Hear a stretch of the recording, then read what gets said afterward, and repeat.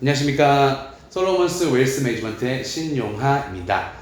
오늘은 저희가 12월 달에 있었던 좀 어떤 증시 관련된 뉴스나 그리고 경제 관련된 뉴스를 여러분들께 공유를 드리고자 조금 더 다른 편으로 찾아뵙게 되었는데요. 증시 상황을 매달 업데이트를 좀 저희 채널을 통해서 드리면서 우리 시청자 여러분들과 함께 교류를 하고자 합니다.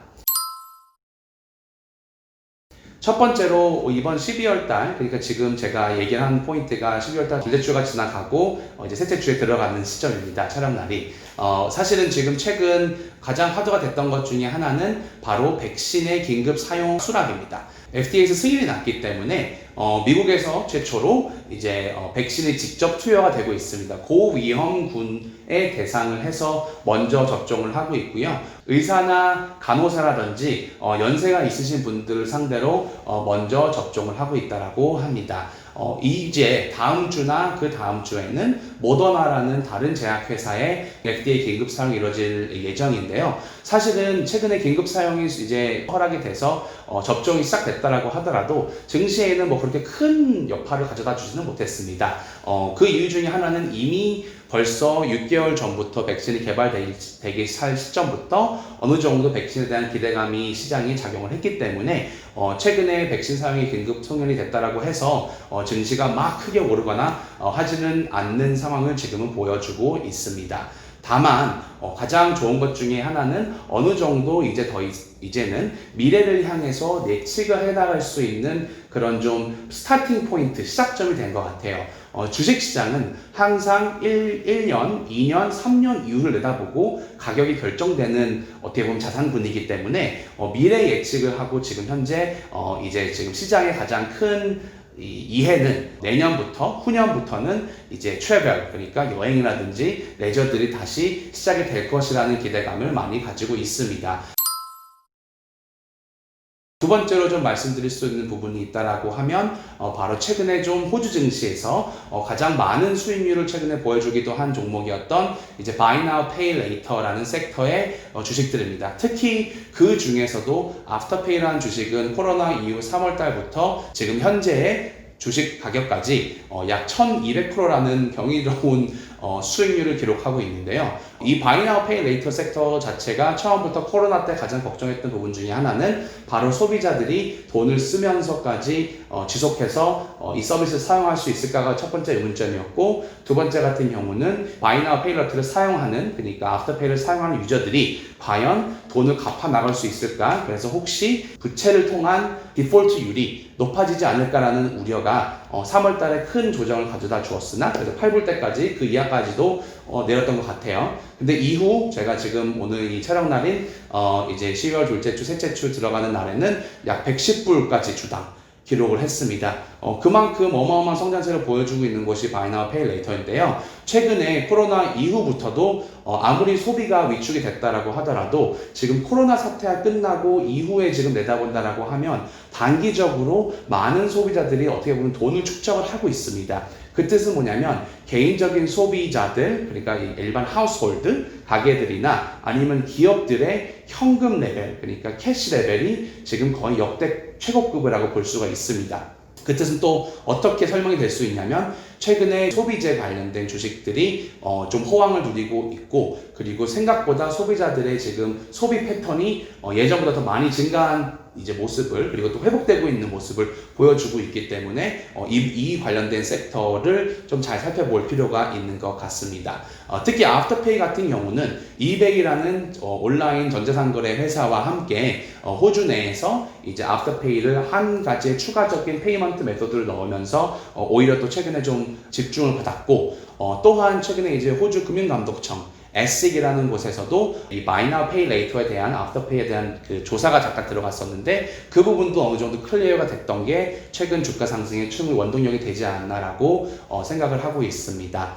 또 이제 마지막으로 또 살펴보게 되면 지금 상승하는 해외에 이제 확장을 해서 특히 미국이나 영국 같은 시장에서 지금 Afterpay의 성장세가 아주 높아지고 있는 부분이 있기 때문에 최근 어닝스 리포트를 살펴보다라고 하더라도 거의 70% 이상의 수익 성장을 보여줄 만큼 매년 경이로운 수익 증가를 달성하고 있는 회사 중에 하나입니다. 제가 그렇다라고 해서 앞으로 2, 3년 동안 계속 지속되라는 법은 없지만 아직까지 저희가 살펴보았을 때 당연히 조금 비싼 감이 없잖아 있습니다. 왜냐하면 거의 5년 이후에 똑같은 성장을 할 수 있을 거라는 기대감으로 지금 주식 가격이 형성이 된 거기 때문에 이 부분은 좀 눈여겨서 보시고 투자를 실행하시더라도 과연 내가 5년 동안 이제 이 변동성을 이겨낼 수 있는지 이런 부분들을 한번 점검을 하시고 밸류에이션 측면도 확인을 하시고 투자를 실행하시니 현명하겠다라고 생각합니다. 또 한 가지 이제 말씀드릴 부분 중에 하나는 이번 주에 가장 화두가 됐었던 뉴스라고도 말씀드릴 수 있는데요. 바로 중국의 고복성 무역 관세 부과입니다. 중국에서 이제 이런 좀 호주와 이 무역 전쟁이라고 표현할 수 있을 정도의 관세 부과가 좀 많이 이루어지고 있는데요. 와인 같은 경우도 최대 관세 부과가 212%까지 책정이 될 정도로 좀 강력한 좀 제재를 보여주는 모습을 보여주고 있고, 이 때문에 중국과 관련된 주식들이 좀 많이 약세를 보이고 있는 추세 중에 있습니다. 와인뿐만 아니라 발리, 그러니까 뭐 보리 같은 것도 이제 관세가 부과가 됐었고, 그 이후에 지금 어떤 것들이 있을지 계속 살펴보는 분위기예요. 지금 현재 중국하고 호주의 분위기가 썩 그렇게 좋지는 않습니다만, 이제 미국의 조 바이든 대통령이 집무실에 들어갈 수 있는 상황이 만들어진다라고 이제 저희가 봤었을 때는 이 부분이 어느 정도 좀 나아지지 않을까라는 생각은 가지고는 있습니다만, 최근에는 이제 호주와 미국이 묶여서 같이 좀 어떻게 보면 보여졌다라고 하면, 지금은 약간 미국은 따로 놀고 있고 호주와 중국의 구도가 새로 어떻게 보면 형성이 된 거라고도 전문가들은 지금 많이 보고 있기 때문에 이 부분은 좀 저희가 예시주의를 해야 될 부분이 있습니다. 다만 위험할 수준의 무역 전쟁으로 가지 않을 거라는 이제 어느 정도의 의견이 있는 게 무엇이냐면 바로 중국의 그 원자재 수요 때문입니다. 중국은 지금 호주에서 철광석이라든지 석탄이라든지 많이 의존을 하고 있는데, 석탄 같은 경우도 최근에 제재를 걸었던 이유가 중국도 장기적으로 봤을 때 친환경적인 그런 정책들을 많이 펼치고 있기 때문에 이거는 뭐 이제 더 이상 호주에서 필요가 없다라고 했어요. 하지만 철광석 같은 부분은 호주를 대체해서 서플라이 할 수 있는 나라가 그렇게 많지는 않습니다. 지금 남미의 브라질도 있고 다른 나라도 이제 개발도상국들이 있는데, 운송이라든지 거리가 훨씬 더 멀기 때문에 뭐 시간이라든지 여러 가지 면으로 봤었을 때 중국에서는 호주에서 철광석을 지속해서 수입해오는 것을 아직은 선호를 하고 있기 때문에 중국의 이제 인프라 플랜이라든지 아니면은 사회 그런 좀 간접 자본들의 개발들을 위해서는 당분간은 호주가 어느 정도 필요할 것이라고 저희는 보고 있기 때문에 이 중국과 호주 간의 무역 전쟁이 걷잡을 수 없을 만큼 커지지는 않을 거라고 일단은 예측을 하고 있습니다. 하여서 이 부분은 좀 여러분들이 잘 보시면서 거래를 하시면 좋을 것 같고, 발리나 와인이나 그 석탄의 관세도 중단기적인 이벤트성으로 보고 있기 때문에 이를 통해서 많은 이제 주식이 많이 내렸다라고 하면 장기적인 관점에서 봤었을 때 나쁜 그런 엔트리 포인트가 아니지 않을까라는 생각도 가지고 있습니다. 하여서 중국 관련된 그런 뭐 베이비 포뮬라 비즈니스라든지 트래블 비즈니스라든지 와인 관련 비즈니스라든지 주가가 지금 비교적 저평가되어 있기 때문에 이 부분들은 여러분이 투자하시기 전에 나는 단기적인 변동성을 이겨낼 수 있어 라고 하시는 분들만 한번 살펴보시기를 저희는 권장해드리고 있습니다.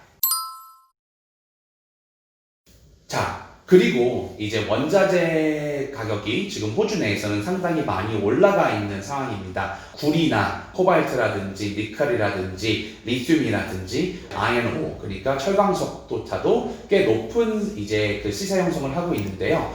호주 달러는 저희가 10년, 20년, 30년 정도의 차트를 봐도 보통 철광석의 등락폭과 함께 연결이 되어 있습니다. 미국 달러 대비했었을 때요, 물론. 그 뜻은 뭐냐면 호주의 원자재가 더 수요가 많아지면 많아질수록 호주 달러의 가치도 점점 더 올라가게 되는 그런 상승이 연출되고 있어서 최근에 한화와 호주 달러의 환율도 호주 달러가 좀 강세를 보이고 있는 편이고, 호주 달러와 미국 달러의 비교점에서도 한때 나왔을 때 60센트 초반대로 거래가 되던 것이 지금 75센트 이제 왔다 갔다 하면서 거래가 되고 있는 상황이 연출되는 것도 거의 원자재들의 이제 수요가 증가하면서 각 정부들이 이제 인프라나 사회 간접 자본들의 투자가 많이 이행이 되면서 일자리 창출을 위해서도 투자가 되면서 이 원자재 수요 때문에 지금 현재 호주다가 강세를 띠고 있는 점도 최근 증시 흐름에 투자를 하시기 전에 고려해야 될 사항 중에 한 가지라고 생각이 됩니다. 자, 그럼 당분간 저희가 이번 달도 그렇고 후달도 그렇고 이제 다가올 2021년에는 어떻게 투자 플랜을 짜야 될까라고 봤었을 때 지금은 높은 이미 고평가된 주식들을 쫓아가는 것도 방법 중에 하나라고 생각은 되지만 사실 이런 좀 발류에이션이 많이 높아진 주식들은 아주 작은 그런 좀 네게티브한 뉴스에도 주가가 그보다 더 많이 내릴 수 있는 확률이 있기 때문에 이 높은 주식을 쫓아가는 것보다는 지금 좀 저평가되어 있는 주식들 이제 중심적으로 살펴보심이 좋을 것 같습니다. 그런 것들을 예를 들자면 아까도 말씀드렸던 트래블 앤 레저 섹터 주식들이라든지 호텔 관련된 주식들이라든지 항공이라든지 인프라스트럭처 관련된 톨로드나 에어포트 관련된 그런 산업들이 추후에 이제 백신들이 풀리고 이제 경기가 회복돼 나아갔었을 때 가장 큰 수혜를 받지 않을까 생각을 되고요. 이제 트래블 관련된 섹터 중에 있는 어떤 특정 주식들은 지금 그 코로나 전 고점 대비했었을 때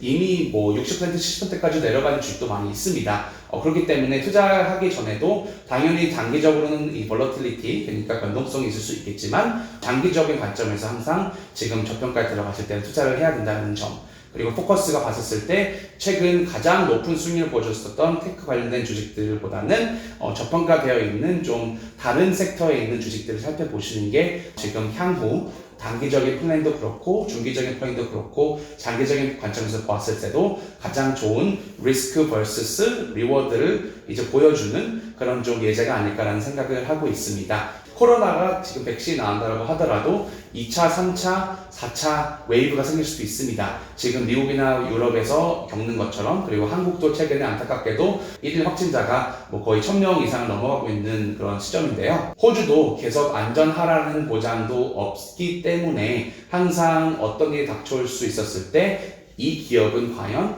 코로나 때문에 다시 닥친다고 하더라도 6개월 이상의 12개월 이상의 현금성을 유동성을 확보하고 있는 회사인가를 꼭 살펴보시고 투자 결정을 하시기를 바라겠습니다. 다음번에도 더 좋은 정보로 찾아뵙는 것을 약속드리면서 오늘은 이만 물러가겠습니다. 감사합니다.